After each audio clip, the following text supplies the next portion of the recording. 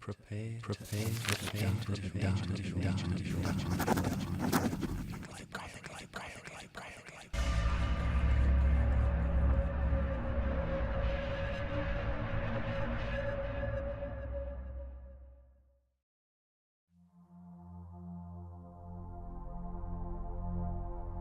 It was a late April evening when he found her in the woods, a mile from his cabin. She was laying in the field, one of her two huge wings clearly broken. His eyes widened as he approached, seeing how her wings, her entire body, glowed. As he approached, he could hear her mutter in pain, in a language that sounded sweet and beautiful, yet was utterly incomprehensible. It took him an hour to get her home. He laid her on the guest bed, stomach down, and did what he could to bandage her many cuts and wounds. Gold yellow liquid, was it blood, seeping out. He was cooking her soup when she awoke the next morning.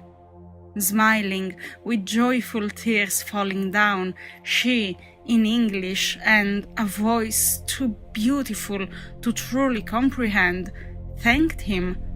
On behalf of heaven, she thanked him. He shrugged. He was only doing what any good Samaritan would have. She didn't live then. She couldn't. She was too weak. So they bonded. He fed her, a fair bit, trying to get her strength up, he had told her, and they talked over his dining table. She learned that he had been out here in the woods for the past 6 years. Society hadn't been good to him.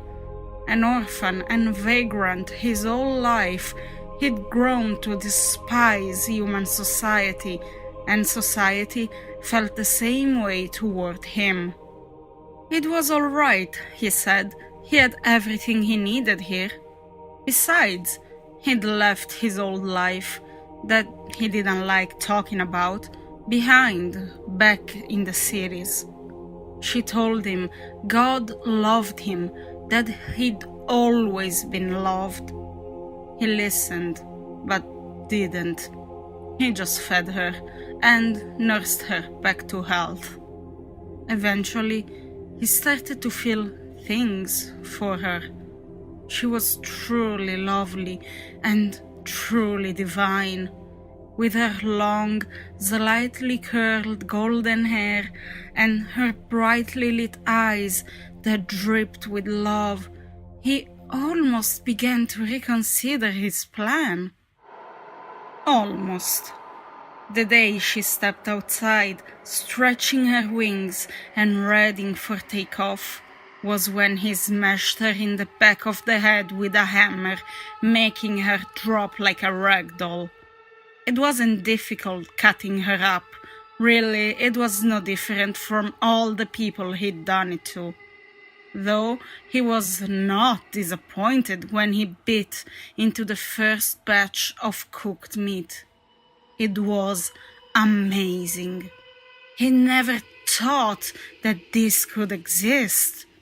Human meat was nothing compared to this. Nothing. Hours later, he was finished eating, and a month later, he had eaten up all the meat he'd cooked of her. Hanging her wings' bones up on his wall as a trophy, he looked on them with pride. Yes, he'd left his old life behind, but something, Providence, had given him this delightful treat where he could refresh his old activities. For the rest of his life, he never forgot the taste of angel meat.